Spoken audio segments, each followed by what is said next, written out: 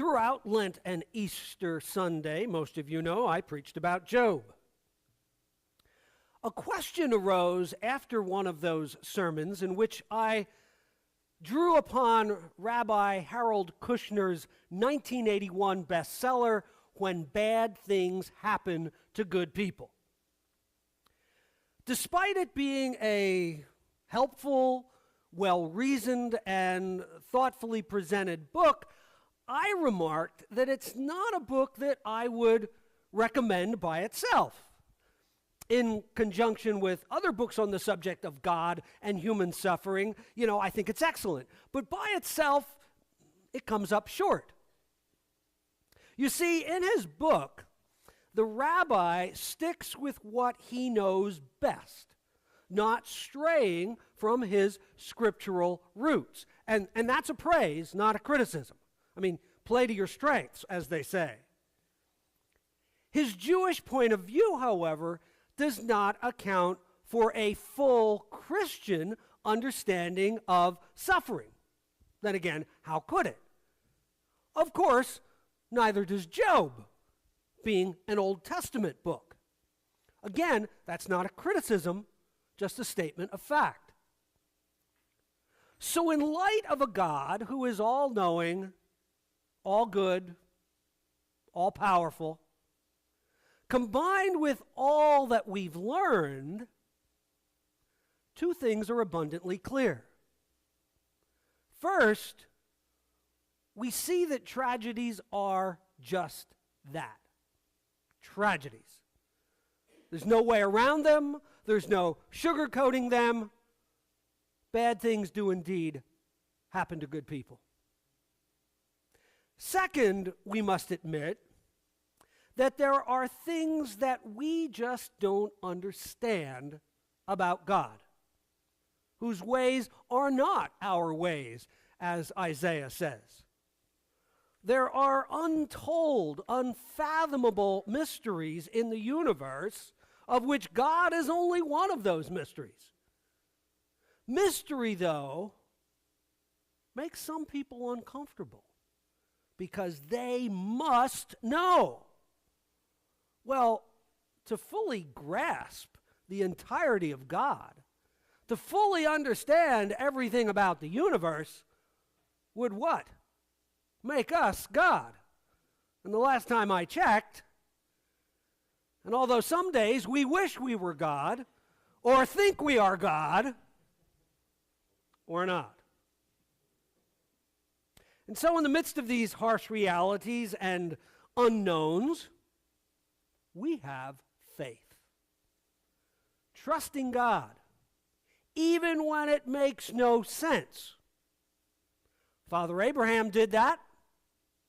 In our gospel lesson, Jesus proclaims to his disciple Thomas, who demands hard evidence that Jesus is real and not a ghost, Jesus says, "Blessed are those who have not seen and yet have come to believe." Faith. So to recap, bad things happen, and we have a God we don't totally understand. That's reality. But is reality okay with you? Is it sufficient? Are we satisfied with the way things are? Well, I confess that I, for one, am not satisfied with it. I can't worship a God, let alone serve a God, with only those two conditions. There must be more. But what is more? What does more look like? In other words, what does our Christian faith add to make sense of suffering? Is there a third reality to the two that I just mentioned? What is it? How is it different than what Job and Rabbi Kushner provide and teach us? Those answers are found in the story of John Jadlocki. John Jadlocky was the lay leader of the Harriman Church in Bristol when I was appointed there in the 1990s. John was a lifelong Methodist who grew up on a truck farm in Lower Bucks County, growing broccoli and asparagus during the years before World War II. He was a capable, handy, introverted farm boy and a fine trombonist in the high school band. During the Second World War, John became a Marine. His skilled hands made him the choice barber for the Pacific Fleet brass.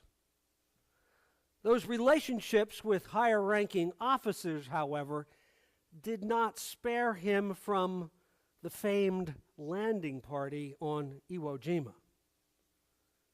Now, John survived that intense battle unscathed. He even witnessed the iconic flag raising on Mount Suribachi. By the way, that 80th anniversary was just this past February. When he returned stateside, John left the farm to work as a steam shovel operator's mate in the sand dredging pits near his home. It was the perfect job for a quiet, shy young man with mechanical inclinations. Now, the machine that John worked on wasn't any old steam shovel. It was a massive piece of machinery, bigger than a house. It was several stories tall. It sat on an elevated stilts-like steel frame, and it rolled on railroad tracks. The driver-operator was on one level, and the helper mate on another level above. Now let me just pause here to ask my friend Paul, who grew up in Levittown and Lower Bucks, do you remember when you were growing up, or did your father ever tell you about those sand pits out near Tullytown? Any recollection of them? Penn Warner, exactly, that was the name of it. Did you ever see one of those steam shovels? I never saw them either. I've only seen pictures of them, and I looked for some pictures. I would have printed it up and had Josh, stream it, but I couldn't find any, so I don't know. But thank you for at least confirming that something like this existed.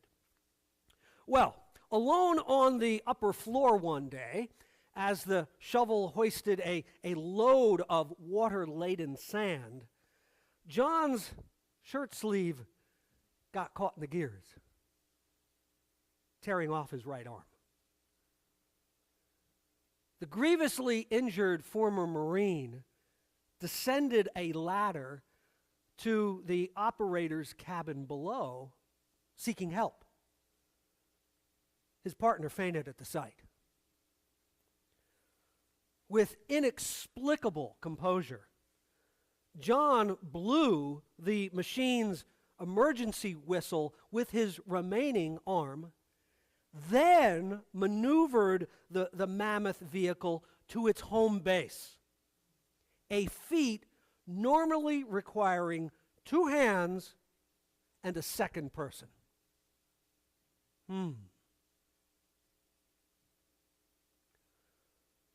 Well, cut to John's life months later. Still healing from his severe injuries and with a metal and prosthetic arm in place from the shoulder down, John's life underwent major changes, as you can imagine.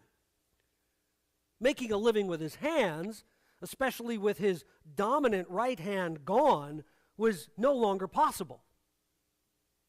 There was no trombone playing, and he couldn't revive his barbering skills either. You need one hand for the scissors and another hand for the comb. That wasn't to be. Well, after the war, William Levitt's housing development, Levittown, was a rousing success on Long Island in New York State. The pioneering businessman duplicated, or maybe I should say triplicated, his enterprise in 2 communities across the Delaware River from one another, one in Burlington County, New Jersey, and the other in Bucks County, Pennsylvania. Well, with Levitt's suburbia at the vanguard of replacing many farms across 4 municipalities in Lower Bucks, including John's family farm, real estate held a promising future. John knew it. But home sales?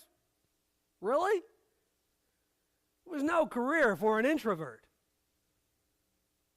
But with his faith, his family, and help from the GI Bill, John recreated his life. If the promise of resurrection was real, John would find out. And so let's talk about transformation on this second Sunday in this season of Easter. John and his wife Ruth had 3 children. Together, the couple started a small real estate firm. She did the books, he did the selling. Between the booming post-World War II housing market, his skills, and his newfound extraordinarily outgoing personality, where did that come from? Jadlocky Real Estate became a successful household name among thousands of the area's war veterans and families.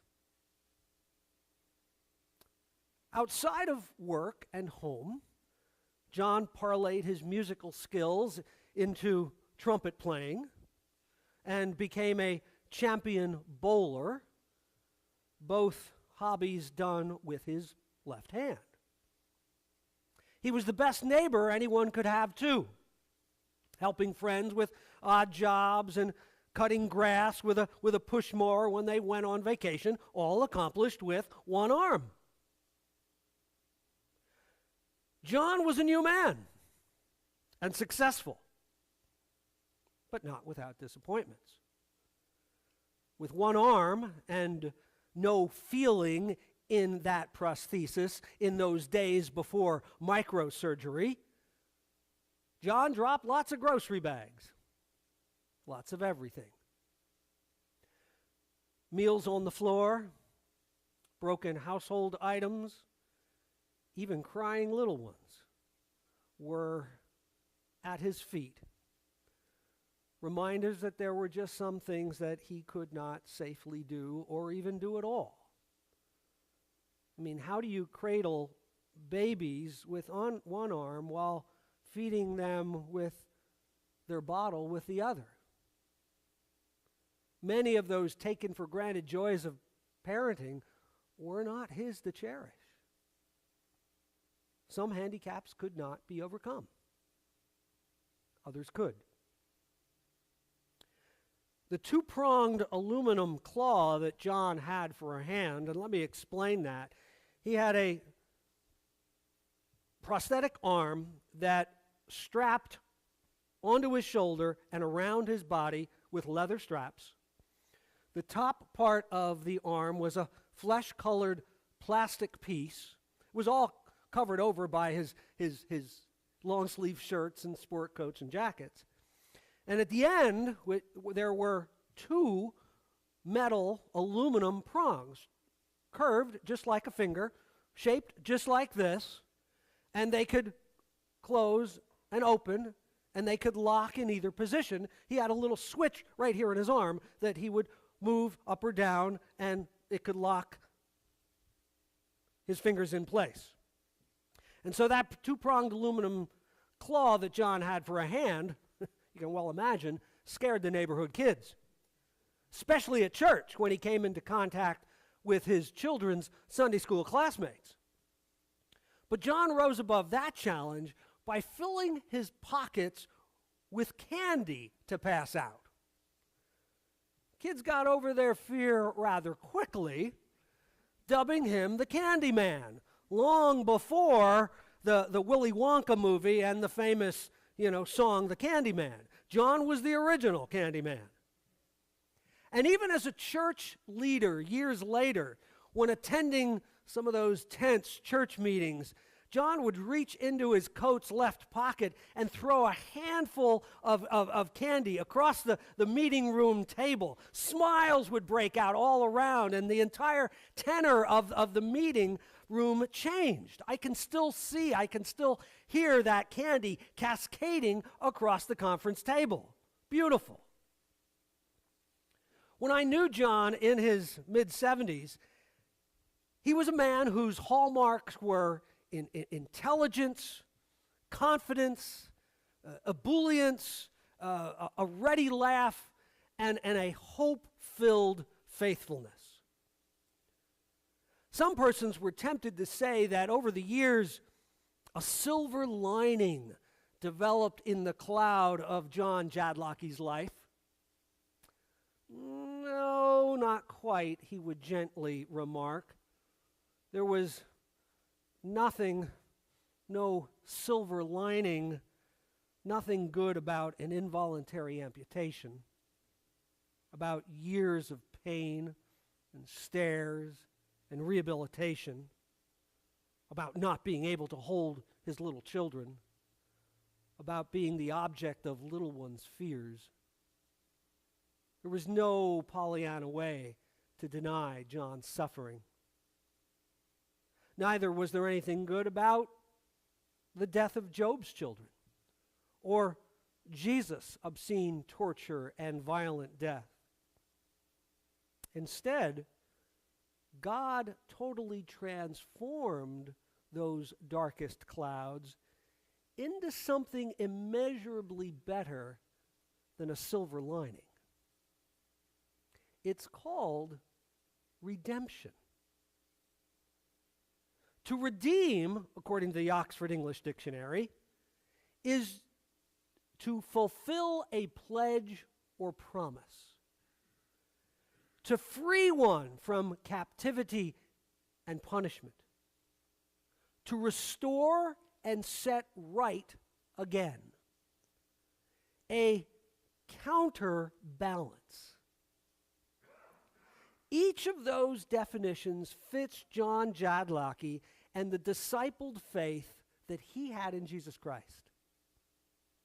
Because God didn't provide a silver lining in John's cloud. God totally transformed it. The cloud became a starting point for a new life. Something God is rather expert at doing. Resurrection's transformation, you see, is not reserved for Jesus Christ on Easter, but it is availed to each of us, John would remind folks.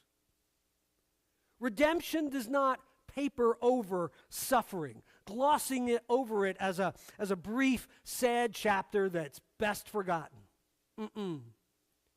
Redemption acknowledges the evil and the suffering, facing it head on as God uses it as an unimagined, gloriously triumphant purpose and end.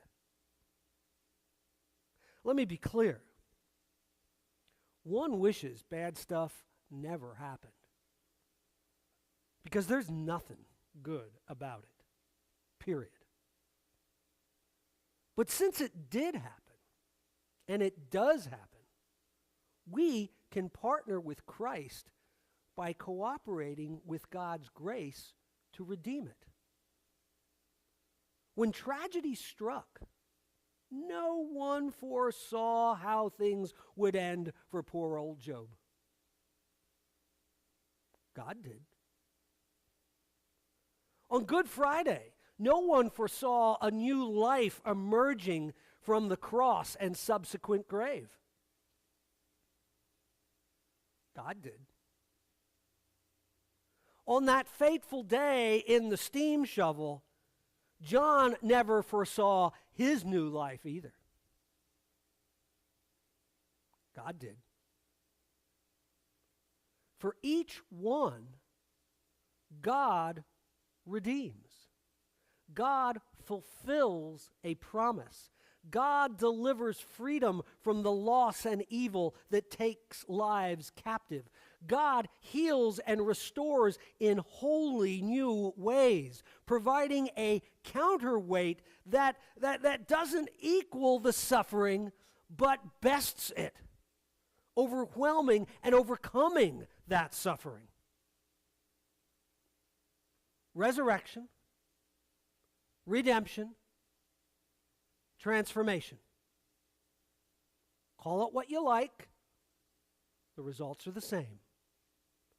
Each allows us to acknowledge suffering in a healthy, adaptive, and resilient way while embracing insufferable loss as the event bringing new life, transforming the worst into the best. Years and tears of grief into years and tears of joy. I mean, we appreciate blessing all the more because of the Holy Weeks and the Good Fridays in our lives, as well as in the lives of Job and Jesus and John. Because we all wish, with all our heart, we all wish that we didn't have to go through life's unimaginably hard times. But coming out of them, we can live with thankfulness and praise for God's power and love revealed in equally unimaginable ways, in redemptive ways, in transformative ways, in the ways of resurrection. How will you cooperate with God's grace to transform your life? In the name of the Father, and the Son, and the Holy Spirit. Amen.